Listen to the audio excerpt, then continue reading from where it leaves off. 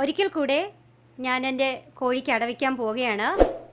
നോക്കാം നമുക്ക് ഇപ്രാവശ്യം എത്ര മുട്ട വിരിയും എന്ന് നമുക്ക് നോക്കാം. ഞാൻ മണലിലാണ് വയ്ക്കുന്നത്.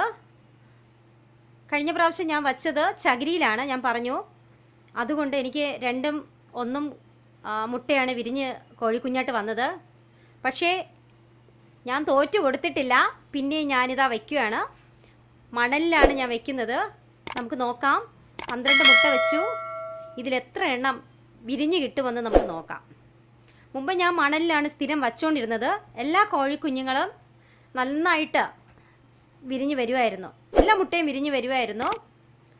ഇപ്പോൾ നമുക്ക് നോക്കാം കേട്ടോ, എത്ര മുട്ട വിരിയുമെന്ന് നമുക്ക് നോക്കാം. മഴയില്ലാന്നുണ്ടെങ്കിൽ എല്ലാം വിരിയും. പക്ഷേ മഴയാണെങ്കിൽ ഒന്നും പറയാൻ പറ്റില്ല. എന്നാലും നമുക്ക് 21 ദിവസം നമുക്ക് വെയിറ്റ് ചെയ്യാം.